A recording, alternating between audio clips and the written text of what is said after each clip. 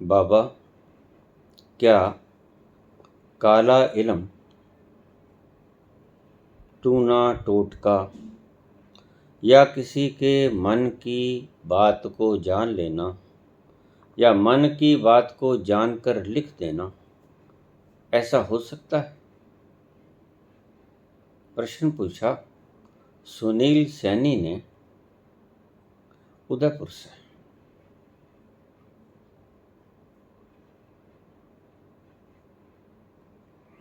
हो सकता है। किसी के मन की बात को भी जाना जा सकता है, लिखा भी जा सकता है, होने वाली घटनाओं को बताया भी जा सकता है। मैं अपने पिछले प्रवचनों में बहुत बार इसका जिक्र कर चुका हूं।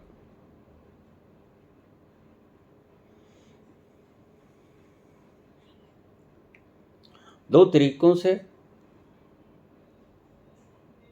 ये वर्णित की जा सकती हैं। एक तरीका मैंने बहुत बार आपको बताया, मन की बात को समझने का।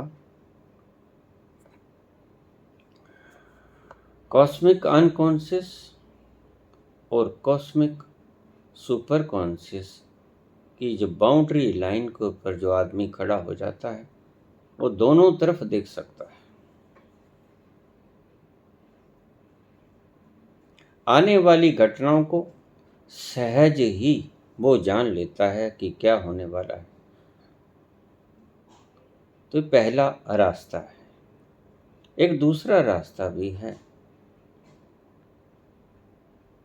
कुछ ऐसी रूहें जो थोड़ी गतिमान तो हो गई, कॉन्शियस तो उनकी ऊपर चली गई, लेकिन उनके संस्कार न बदले। जैसे कोई आदमी प्राइम मिनिस्टर, राष्ट्रपति बन जाए, लेकिन उसके भीतर भेद बुद्धि या बेईमानी की भावना न जाए। ओहदा तो ऊंचा मिल गया किसी भी ढंग से, लेकिन उसके संस्कार न बदले। ऐसा ही कुछ रूहें ऐसी होती हैं जिनकी कॉन्शियसनेस लेवल तो ऊंची चली जाती है, परंतु उनके संस्कार यथावत रहते हैं। ऐसे संस्कारों से, नीच संस्कारों से ग्रसित आत्माएं ये काम कर सकती हैं,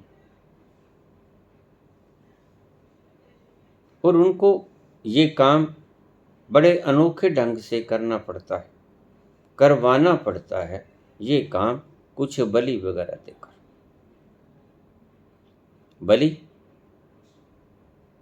अश्व, नर, बाल, बालिका, इनकी नहीं। ये प्रथाएं गलत थीं। आज बकरे की बलि देते हैं, नहीं, ऐसा नहीं।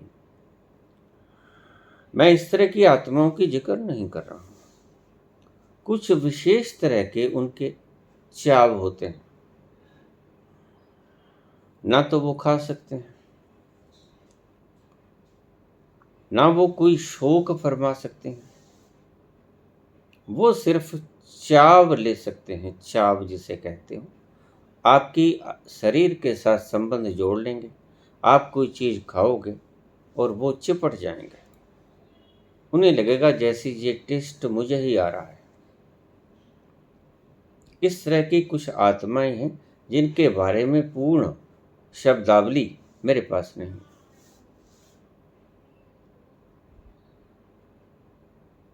कुछ को कुछ खाने की इच्छा होती है, आपसे बोलेंगे मुझे ये खिला दो, मैं तुम्हें बता दूं। वो कोई भी चीज़ हो सकती है, किसी भी चीज़ पे ये ठहर सकते हैं।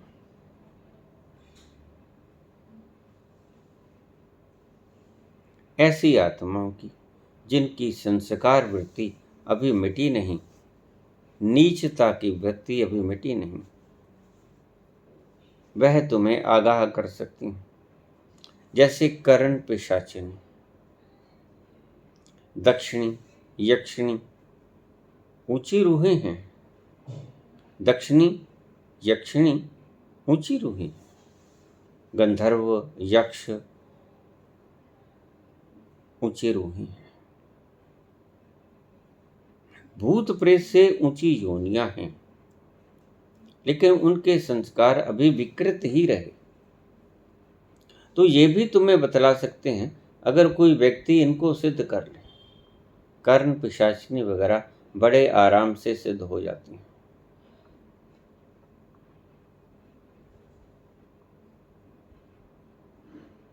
कुछ ही वक्त की बात, कुछ ऐसी रूहें होती हैं जिन्हें किसी विशेष तरह का चाव होता है, जैसे अप्सराएं, यक्षिणी, दक्षिणी। ये आपसे कुछ विशेष तरह की डिमांड करेंगे और आपको उनकी वो डिमांड पूरी करनी होगी।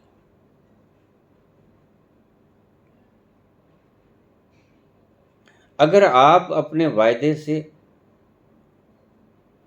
विमुख होगे तो वो आपको दंड भी दे सकती हैं, जानलेवा भी सिद्ध हो सकती हैं।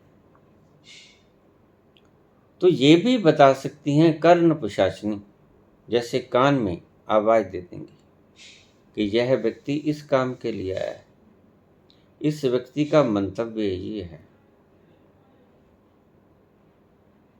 यह ये पूछेगा। बड़े आराम से मजे से हम लिख सकते हैं। ऐसा हुआ 1970 के मेरे ट्रेन हादसे में के बाद मेरी सर्च बड़ी प्रबल हो गई। पहले तो मैं बीमार रहा, फिर मैं ठीक हो गया, लेकिन उसके बाद मेरी सर्च हमेशा ही चलती रही, जुड़ी रही मेरी आत्मा की खोज उस शक्ति को खोजने में जिसने मुझे ये दृश्य दिखाया, या कह दो कि जिसने मेरी जान बचाई। आभारी था भीतर से, लेकिन मर भी चुका था। लेकिन ये धरोहर उसकी थी जिसने मुझे बचाया। इसलिए समर्पण की भावना तब ही से मेरे मन में घर कर गई थी, संपूर्ण भाव से, उस अज्ञात शक्ति के प्रति जिसे आप भगवान कह दो, देवी देवता कह दो, कुछ भी कह दो, जो भी नाम दो ठीक।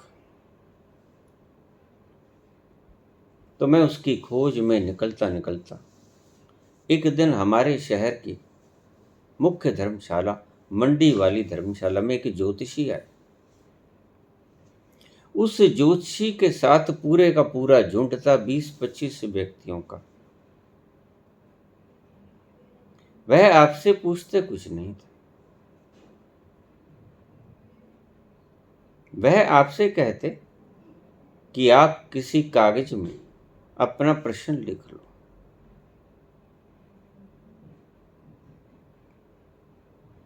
परले कमरे में जाके, एक दूसरा कमरा साथ वाला, फर्स्ट फ्लोर पे उनका कमरा था। कुछ दिन के लिए वो यहाँ आए थे, शायद वो यहाँ महीना 20 दिन ठहरे भी हों, लेकिन इस बात का मुझे पता नहीं। जब मुझे मेरे किसी मित्र ने बताया कि ऐसा एक ज्योतिषी भविष्य की बात को बताता है, 5 रुपये फीस लेता था, लाइन लगी थी लोगों के पूछने वालों की, भविष्य के पूछने वालों की कोई कमी नहीं है। जो घटेगा घट जाएगा, तब देखेंगे, पूछ तो ले।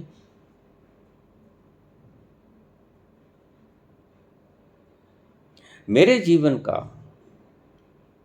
ये एक अद्भुत प्रयोग था। मैंने कहा देखें, सुबह जाएंगे।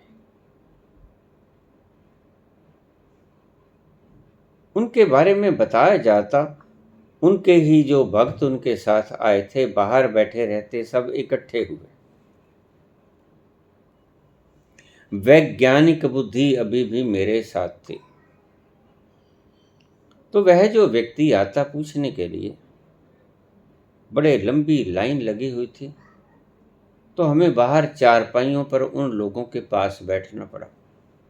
वो दूर दूर अलग अलग चारपाइयों के ऊपर कोई 4 व्यक्ति बैठे, कोई 1, कोई 5, कोई 2, ऐसे ऐसे झुंड में बैठे हुए थे उसके शिष्य जो साथ में आए थे। और वो ऊपर फर्स्ट फ्लोर में, मैं उनके पास बैठ गया। लाइन बड़ी लंबी थी। उस सहायक गण ने मेरे से पूछा कि बहुत पहुंचे हुए व्यक्ति हैं जी, भक्त हैं काली के, सारी रात उपासना करते हैं, 2 बजे सोते हैं, 5 बजे उठ जाते हैं, 3 घंटे सोते हैं, उसके बाद स्नान ध्यान करके फिर पाठ करने बैठ जाते हैं और सही 8 बजे ये लोगों को बताना शुरू कर देते हैं। ये थी उनकी दिनचर्या रोज की। 1972 के करीब का वक्त होगा। जूझ रहा था मैं इस प्रश्न से, वो कौन था, वह शक्ति कौन थी। तो मुझसे वो पूछने लगे, भैया जो साथ में आए थे उनके 20-25 लोगों का समूह था।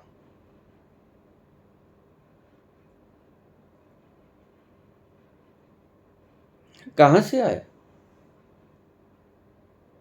मैंने गलत उत्तर दिया। मैंने कहा मैं गंगानगर से आया।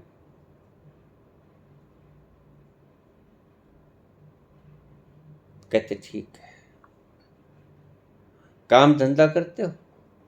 मैंने कहा हाँ। क्या काम है? हालांकि मेरा कोई काम नहीं था। मैंने कहा मेरी कपड़े की दुकान। काम बढ़िया चलता है? मैंने कहा नहीं, काम ठीक नहीं चलता। ये भी पूछना है, शादीशुदा हो? मैंने कहा हाँ। बाल बच्चे हैं? मैंने कहा हाँ। लड़की है लड़का? मैंने कहा लड़की है। लड़का होगा कि नहीं होगा ये भी पूछने आया हूँ। ये 2 बातें पूछने आया हूँ। काम धंधा कब ठीक चलेगा? लड़का कब होगा? खस्ता हालत है कामकाज की। एक बिटिया है, बेटा नहीं। अभी तो उम्र छोटी है तुम्हारी। कोई बात नहीं। 20 ही वर्ष की उम्र थी, कोई ज्यादा नहीं थी। देखने में थोड़ा हिस्ट पुष्ट लगता था, तो उम्र शायद ज्यादा लगती हो, लेकिन उम्र का अंदाजा लगा नहीं सकता था हर एक व्यक्ति। दोनों बातें जो मैंने पूछनी थी उस व्यक्ति से मैंने बता दी, और मुझे पक्का विश्वास था कि ये इन्फॉर्मेशन उस व्यक्ति के पास पहुंच जाएगी और मुझे वही बताया जाएगा जो मैं इसे बताया है, सेम। काफी देर बैठा रहा, करीब 2 घंटे। 5-7 मिनट से ज्यादा वो व्यक्ति पे खर्च नहीं करता था, इतने में हल कर देता था। मेरी टर्न आई, मैं उसके पास गया, प्रणाम किया। देखा काफी वृद्ध व्यक्ति था, करीब 75 साल के, 80 साल के करीब का होगा। सेहत बिल्कुल जैसे सूखा बांस खड़ा हो, मांस तो है ही नहीं।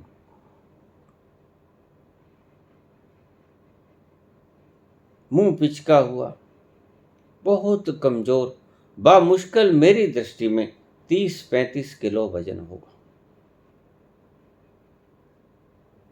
मैं जाके प्रणाम करके बैठ गया। उसने गर्दन हिलाई। बैठ जाओ, संकेत दिया। बैठ गया। मैंने देखा सामने ज्योति जल रही थी। माँ काली की तस्वीर थी। नीचे ज्योत जल रही थी। धूप वगैरह कुछ नहीं था, सिर्फ दीप जल रहा था। पास कुछ फूल पड़े थे। एक बड़ा सा गद्दा बिछा रखा था, उसके ऊपर बैठे हुए थे।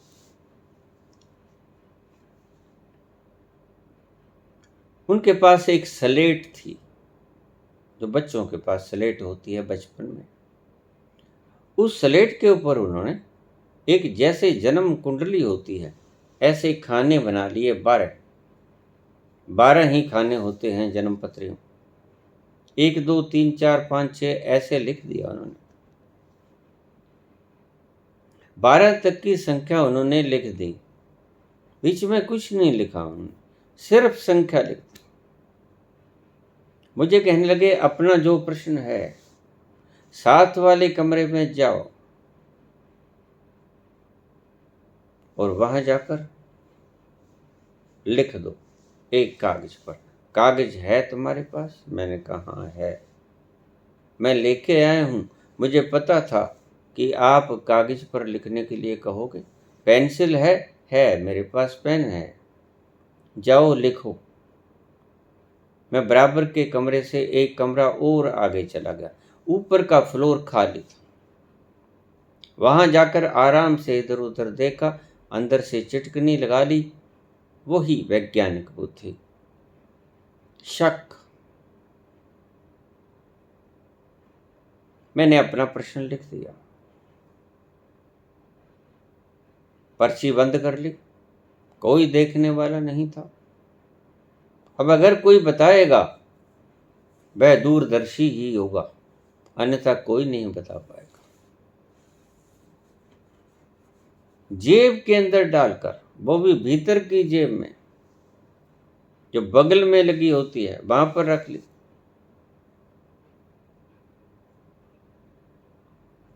चला गया। वह व्यक्ति वैसे ही बैठा था स्लेट के आगे। मुझे देखते ही उसने स्लेट मेरी तरफ की। बेटा, इसके किसी भी अंक के ऊपर हाथ लगा दो। मुझे नहीं पता मैंने कौन से अंक पर हाथ लगाया, कहां पर क्या लिखा था ये मुझे नहीं पता। इतना पता है कि संख्या लिखी थी और लिखी थी दूसरी लिपि में, जिन्हें हम लंडे कहते हैं। 1 2 3 ऐसे।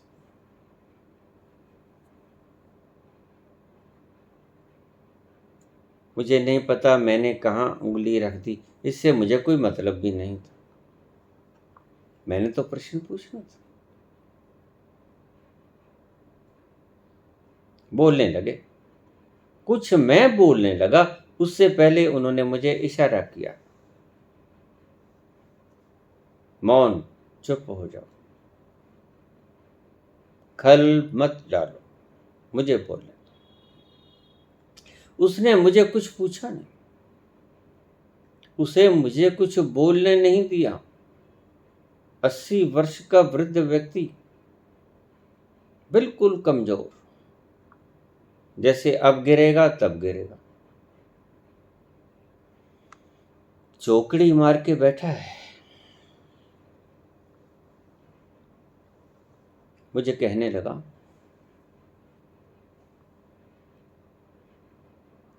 आप शादीशुदा नहीं,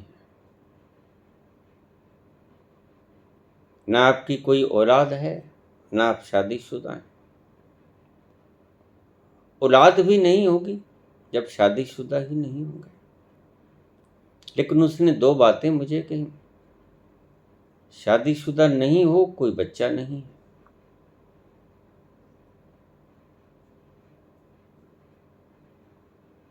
और आपकी शादी 40वें वर्ष में होगी। मेरी उम्र थी उस वक्त 20, 19-20, यही उम्र हो।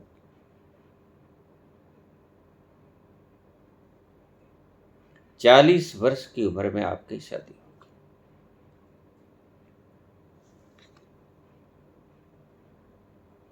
कोई कारोबार नहीं करते हो, बिल्कुल आराम करते हो। कोई काम धंधा नहीं है, कोई नौकरी नहीं है।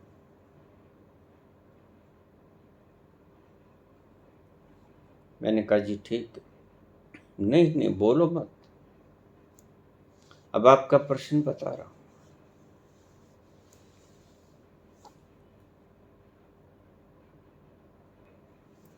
हुलिया बढ़िया पैंट मैंने क्रीज बना के डाली, बढ़िया शर्ट नई ट्रेडमार्क की, टाई लगी हुई, बढ़िया बूट चमड़े के, सॉक्स डाली हुई, जुराब, जुल्फे पट्टे बनाए हुए, बाल गहरे थे।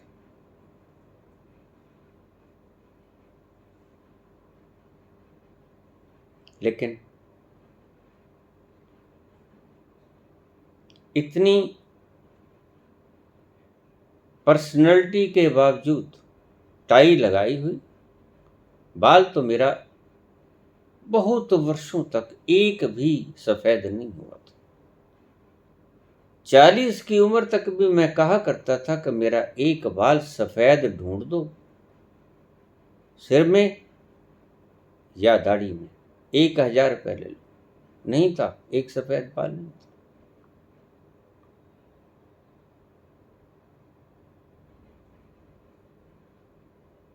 बहुत लोग प्रयास करते लेकिन नहीं मिलता, था ही नहीं। और इसका कारण था आंवला, जो मुझे वैद्य रामचरण दास ने बताया था। यद्यपि मैं रोज ना खाता था, कभी कभी खा लेता था, कभी भूल भी जाता था, नियम नहीं था मेरा, लेकिन खा लेता था अक्सर। दूसरा, क्रिया योग। पहले दूसरा आसन प्राणायाम वगैरह करता था। प्राणायाम क्रिया योग मैंने 76 में शुरू किया। लेकिन क्योंकि सांस लेना छोड़ना, ये प्राणायाम सभी तरह के क्रिया योग में ही मैं शामिल करता हूँ। क्रिया योग का मुझे पता नहीं था तब, लेकिन मैं प्राणायाम करता था बहुत ज़्यादा, तरह तरह के। अनुलोम विलोम वगैरह तब था नहीं। आमतौर से मैं दूसरे प्राणायाम करता था। श्वास ले लिया, कुंभक कर दिया, रोक लिया, भीतर छोड़ दिया, फिर बाहर रोक लिया, फिर भर लिया, फिर रोक लिया, ऐसे कुंभक रेचक पूरक, ये मैं बहुत किया करता था।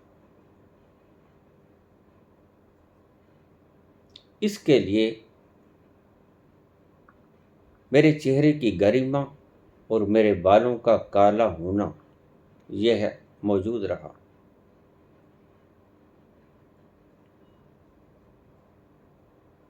मेरी पर्सनैलिटी को देखकर कोई नहीं कह सकता था कि मैंने सवाल क्या पूछा है। मैं हुलिया ही ऐसा बना के गया था, क्लीन शेव्ड।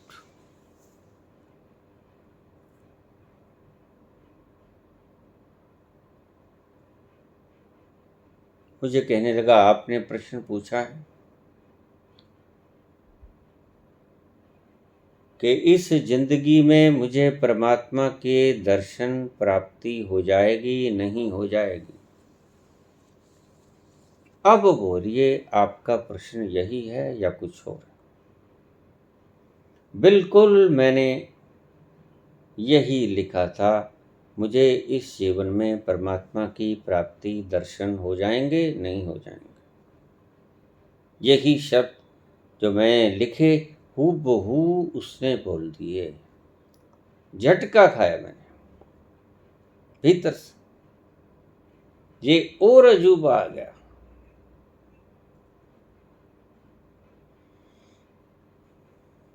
मैं चुप रहा। अब इसका जवाब पूछना चाहोगे? मैंने बोले बिना सिर हिला दिया। जी। तो मुझे 1 मिनट का समय दो। आंखें बंद कर ली, हाथ जोड़ लिया उन्होंने, मुख फेर लिया मेरी तरफ पीठ, काली की तरफ मुख, हाथ जोड़े बैठे रहे काली की तस्वीर के सामने 1 मिनट के लिए। मुख फेरा, आंखें खोली, मुझे कहने लगे जरा उठो। मैं उठा। बच्चा ही था, कोई 20 साल की उम्र ज्यादा नहीं होती, 19-20 यही उम्र थी। वह व्यक्ति भी 80 साल का वृद्ध व्यक्ति उठा, धीरे धीरे मेरी तरफ चल के आने लगा। कोई ज्यादा दूर न बैठा था मैं, बस गद्दे से नीचे उतरा और उसने मेरे पांव पकड़ लिया। सब कुछ देखकर मैं किंग कर्तव्य विमूढ़ आश्चर्यजनक दृष्टि से उसे देख रहा था। क्या हुआ प्रभु, क्या बात है, ऐसा क्यों कर रहे हो? आप मेरे दादा के समान हो। मेरे पिताजी उस वक्त जीवित थे, उनसे बड़ी उम्र के थे।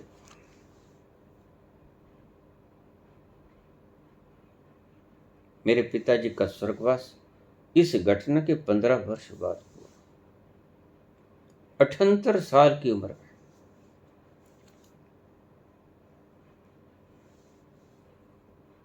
पांव के उन्होंने हाथ लगाए, छुआ, घुटनों के बल बैठ गए और फिर अपना मस्तक मेरे पांव पे टेक दिया।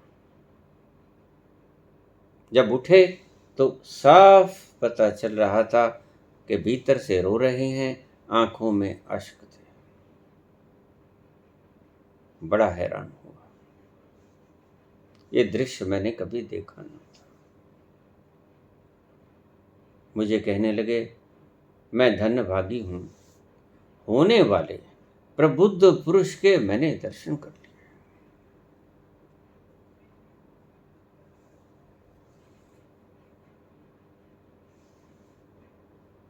भीतर से मैं भी अति भावुक था, इस खुशी में, इस आह्लादित अवस्था में कि ये क्या बोल रहा है व्यक्ति। और अगर सिर्फ बोल ही देता तो शायद मैं आ तो जाता, लेकिन ये मनोदशा लेकर ना जाता। इसने जिस भाव विभलता से, इतने वृद्ध होने के बावजूद मैं इसके पोतों के समान, जिस तरह से उठे और मुझे उठने को कहा और इन्होंने मेरे पांव के हाथ लगाए, घुटनों के बल बैठे और अपना माथा टेक दिया मेरे पांव के ऊपर। मुझे कहने लगे धन्यभागी हूं मैं, आज मैंने प्रथम होने वाले प्रबुद्ध पुरुष के दर्शन किए। मैं अपने जीवन में ऐसा व्यक्ति ढूंढ रहा था, मुझे नहीं मिल रहा था। मेरे ईश्वर ने मुझे बताया ही नहीं आज तक। बहुत से लोगों ने प्रश्न पूछे, लेकिन ऐसा प्रश्न भी तुमने पहली बार पूछा है। कोई कोई तकलीफ, कोई तकलीफ, कोई दुखड़ा, कोई कमी, कोई रोग, कोई अपने अपने प्रश्न लेके आता, लेकिन आपने जगत से निराला प्रश्न पूछा और मुझे जो जवाब मिला उससे मैं आह्लादित हूं। मेरा हृदय आपके वशीभूत हुआ। मैं आपके दर्शन कर कृतज्ञ हो गया। हो सके तो आप मुझे समय समय पर जहां तक मैं हूं, आप मुझे दर्शन देते रहिएगा। दोनों हाथ जोड़ के वो खड़े हो गए। मैं वहां से प्रस्थान कर दिया, वापस आ गया। और उस बात ने मेरे भीतर बड़ी गहरी छाप छोड़ी। ईश्वर को तो पा जाऊंगा, लेकिन मैं करता तो कुछ नहीं। इसकी बात में जरा भी संदेह नहीं है। ना इसकी बात में संदेह है, ना इसकी भावना में संदेह है, ना मेरे प्रश्न को किसी ने गुमराह करके बोला है, ना कोई ये बताने वाले लोग हेर फेर करके कुछ बताते हैं। ऐसा कुछ नहीं किया उसने, सीधा सीधा बोलने लगे और मुझे बोलने से मना कर दिया, सीधे सीधे जवाब दिया। किससे पूछते थे ये तो मुझे आज तक भी समझ न आया, लेकिन जो पूछते थे मुझे आफ्टर एनलाइटनमेंट उस व्यक्ति की भी याद आई कि वो भी जहां कहीं होगा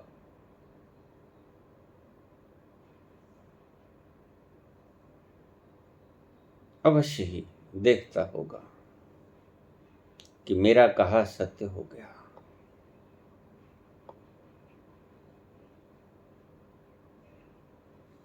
सब कुछ है। मन की बात कहने वाले लोग भी हैं, मन की बात का जवाब देने वाले लोग भी हैं। मुझे किसी ने बताया था कि कर्ण पिशाचिनी होती है, वारताली भी होती है जो घटनाओं को बता देती है, लेकिन आने वाले भविष्य को नहीं बता सकती, गुजरे हुए बात बता सकती है, सब कुछ बता देगी, लेकिन क्या होगा इसकी भविष्यवाणी वो नहीं बता सके। ना ही वारताली, ना ही कर्ण पिशाचिनी। और ये बड़े आराम से सिद्ध हो जाती हैं। बातों ही बातों में मुझे किसी भगत जी ने बताया था, सिद्ध हो जाती हैं। अगर तुमने सिद्ध करनी हो तो मैं तुम्हें रास्ता बता देता हूँ। मुझसे वो बोले थे। मैंने कहा नहीं, मैं किसी को सिद्ध नहीं करने को हूँ, मैं तो सिर्फ जिस चीज को ढूंढ रहा हूँ, जिस तत्व की खोज में हूँ, उसका शुक्राना अदा करने के लिए कि उसने मेरा जीवन बचा लिया, उसने मेरा रास्ता पलट दिया। गलत रास्ते पर था मैं, उलझ जाता, दुनिया की भीड़ में खो जाता, दुनिया की ऊहो पूह में लुट जाता। ये कीमती वक्त बार बार नहीं आता,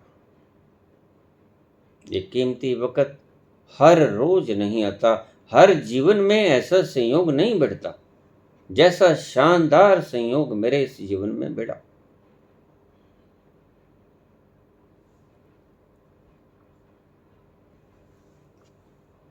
ये तो थी भविष्य की बातों का कथन करने वाली मेरी खुद की बीती हुई गाथा।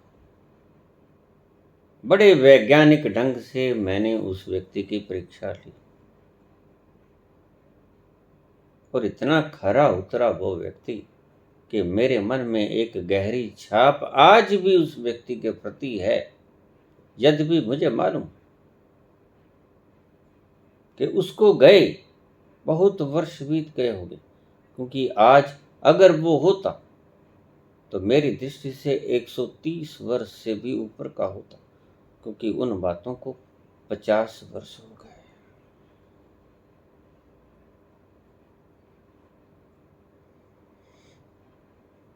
ये मेरी जीवन गाथा थी। बताया जा सकता है, बिल्कुल मैं प्रमाण से कह सकता हूँ।